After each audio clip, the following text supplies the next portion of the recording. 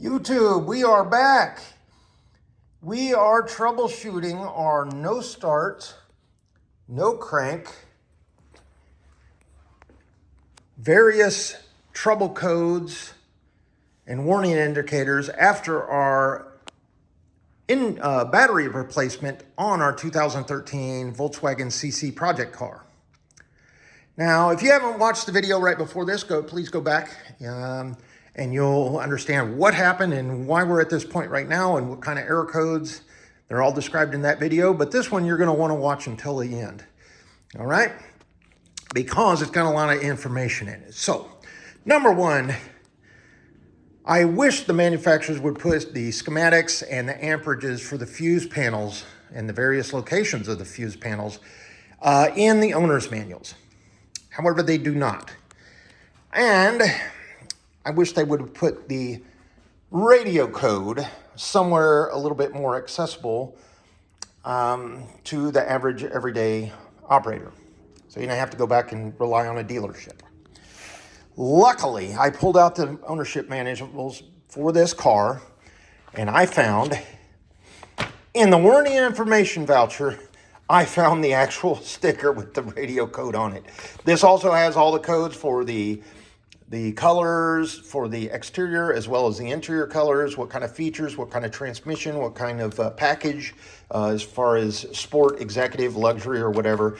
But that was stuck right inside this. So thank you for whoever did that, because that helped tremendously.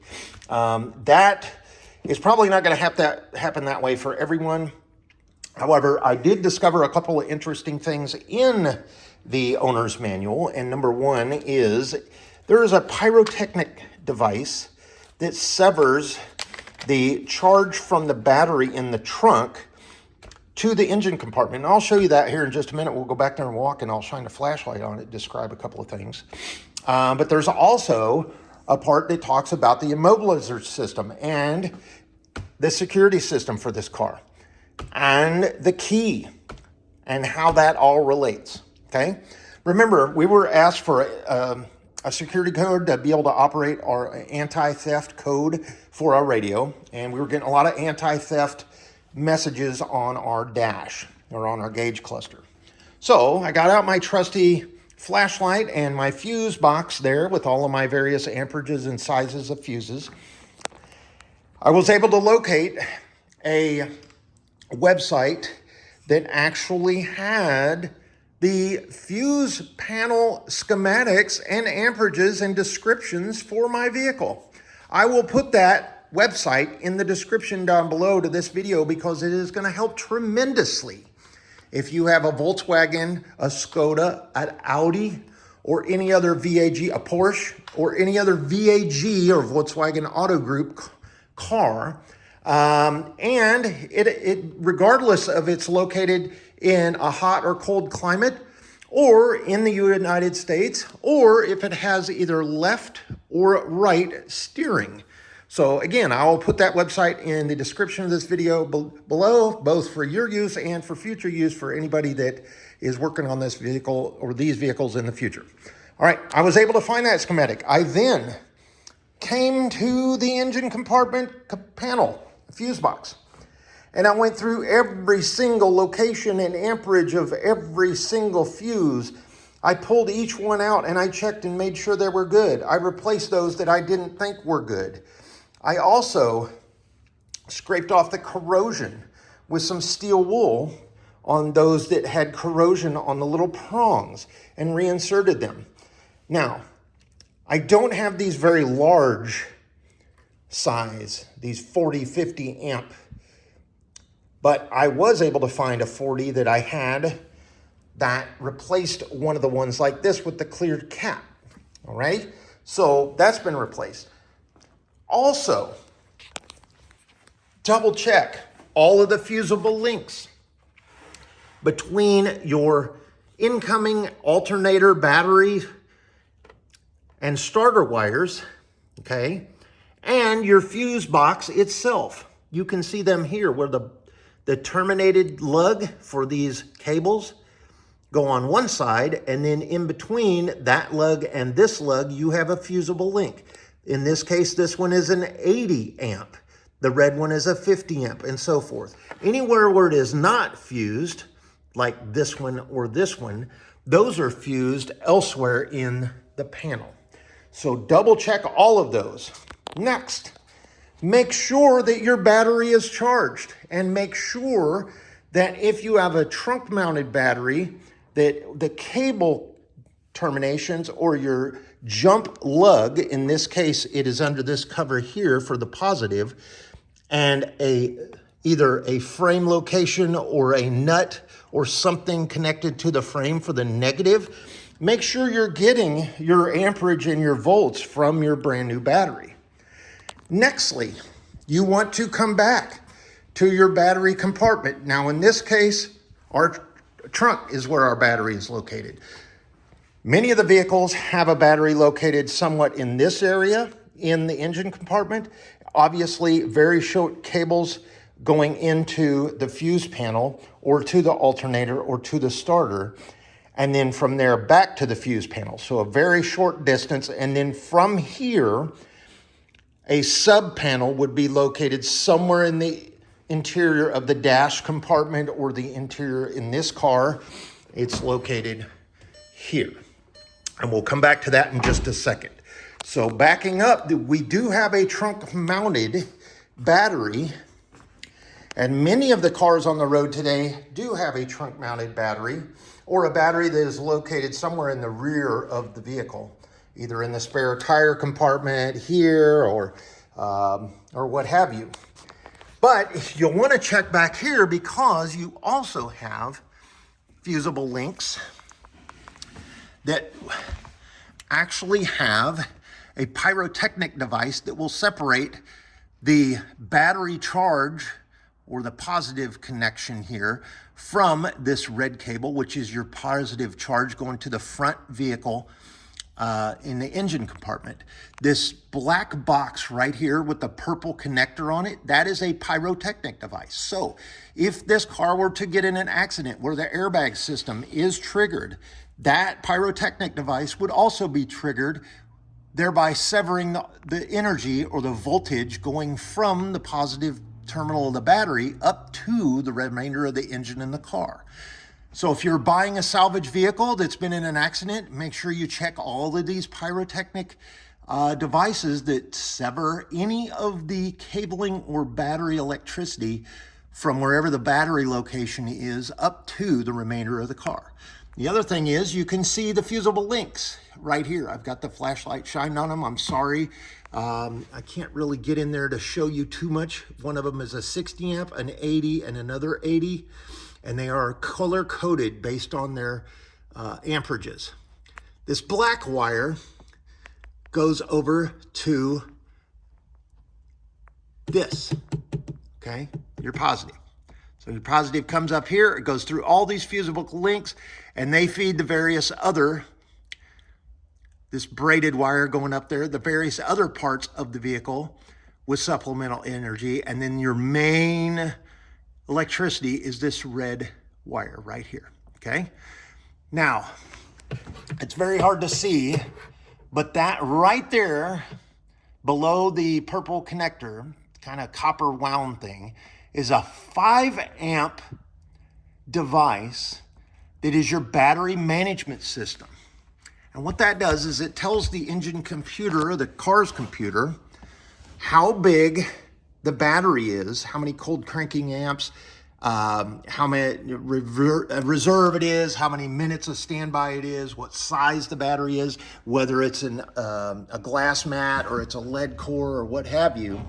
And then that by chance, or that ultimately tells your alternator how fast and how much to charge based on what the computer negotiates for battery drain. Okay? So check back here. We checked back here. All the connections were correct, including the negative connector here, okay? We then came back up and we traced our positive wire up to our engine compartment. And we found, there it is right there, coming right up to our fuse box. So we are in good shape there. We then went to our sub panel. So remember, battery power to the engine compartment fuse panel, power from the engine compartment fuse panel to a sub panel being here in this particular car. I then went through every one of those fuses and discovered some were not the correct amperage and some weren't even plugged in. They didn't even have a fuse where they needed to have a fuse. One of them being the heated seats in this car, because this car does have the feature of a seat. The other, as you hear in the background, is the door chime that wasn't plugged in. So now we have a door chime. So I'm going to enter the vehicle and I'll show you the extra thing that I did that solved the entire problem. Now we have an operable car with all of our features that will work, including our heated seats, and our radio is now coded to the vehicle.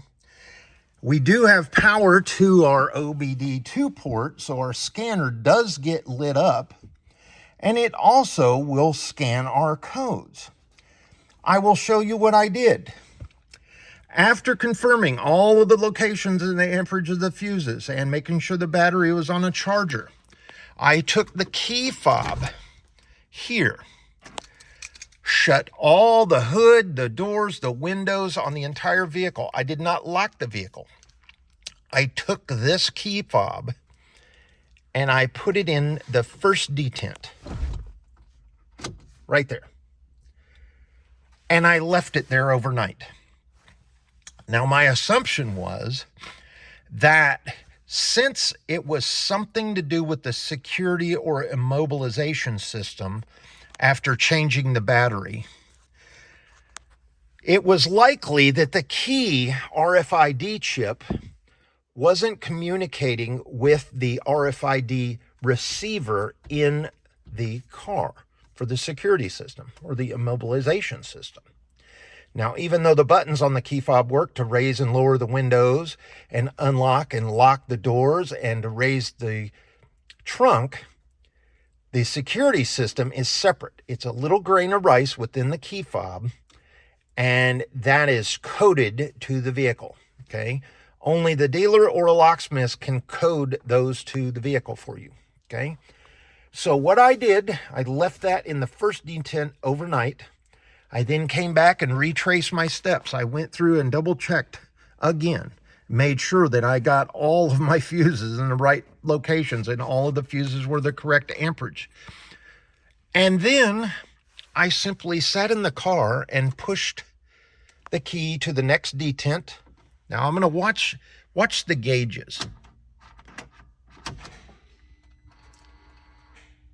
Okay. Do you notice something? Our yellow and red steering wheel came on and flashed and then went off. I went back to the owner's manual and discovered that that was a security feature. And if you were getting a red steering wheel, that meant it was either the power steering or the immobilization system. But if you were getting a yellow steering wheel illuminated on your dash, that meant that there was a communication error between the key fob and the security system of the car. So right now we don't have any issues with the security system. We also have very limited warning lights. We have our parking light because, yes, the parking light or parking brake is set. We have our battery indicator, which would come on saying that it is discharging because we don't have alternator power. We have our EPC light because, again, we're not having alternator power to be able to provide input and voltage to that system. And we have a check engine light that the engine is not running, but it's ready to go and it's yellow, okay? We also have our depressed brake pedal to, once we start the vehicle, we'll be able to start and drive. But I want you to stare at those gauges for just a minute because something interesting happened. They came on, they did the sweep, and then they backlit for just a little bit. and then the backlight went off. So I am going to go over here to the rheostat, which controls the intensity of the lights on the dash. And I'm going to turn them down, and I'm going to turn it up. Do you see that? So I've just turned it all the way up, and I've just turned it all the way down. So something's going on with the rheostat, okay? We're not getting any adjustment now unless I push on it.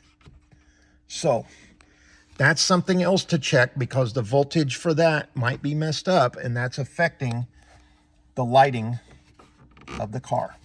So we might need to get in there and mess around with our rheostat here. Our headlights do come on and illuminate, and our backlit display does illuminate, but our rheostat does not adjust up or down with the gauges, okay? So there's an issue there. However, let's go to our OBD2 scanner and see if it will actually scan. So I've got my Foxwell, my cable read, or cable connected, and I will go to, let's scan. Is it going to connect? And it appears we have communication. I do not want to erase. I want to enter. I want to go to the engine. I want to read the codes. I want any stored codes. I have none, so we'll go back. We'll go to what's probably happening, which is the pending codes. There are no pending codes, so we'll go back. And then we'll go to the permanent codes and see what we have here. Okay, we have got a P016102 sensor heater circuit bank 202. Anything else? P0456 evaporative emission system leak detected, very small leak, and we know that because we are going to have to replace our evap purge solenoid valve. Okay, anything else? No, back to P016102 sensor heater circuit bank 2. And that's it. That's all we've got. So I will go back and get out of this. But you know what's nice is now we actually have our scanner function, and we're able to clear our codes. I haven't cleared anything, but right now, let's click our IM. Are we emissions ready? No, we are not, because we've got an O2 sensor problem. Oh, the car isn't running either. So, all right, we'll go ahead and get out of that. So now we've got communication with our OBD2 scanner. Our key is talking. There is no security on, no little steering wheel is illuminated. Our steering wheel is unlocked. Our radio is showing the wrong time, but if I turn it on, is it going to turn on for us? Look at that, and disregard the channels. But it's no longer asking for a security code. So, simply leaving the key in detent number 1 and checking and confirming all of the fuses and leaving that key in here overnight, I think, has solved our problem. That's all it was. I'll be darned. So, I'm not starting the vehicle because it's cold and I've got the garage closed. So obviously I don't want the CO2 in here and the fumes. But I'm going to put this in here and we're going to leave it in detent 1. And I am going to order another key. And I'm going to have that programmed for this car. So there will be 2 keys. One, the original that came with the car, and a brand new fresh one that will be with the car to be usable. And both of those will go to the potential buyer in the future. But right now, it sounds like everything's been repaired. I will say that this has been quite the journey. Let me jump out, and I want to show you one last thing. If if your car has a right-hand drive, typically in England or Ireland or Australia, there's some other countries out there as well, but if it does have a right-hand drive, you will come to the other side of the car and open the door, and your fuse panel will be located in the exact same place on the side where I just removed it here just to give you a demonstration on where it would be located. This car does not have a fuse panel or a sub panel in this area of the dash, okay?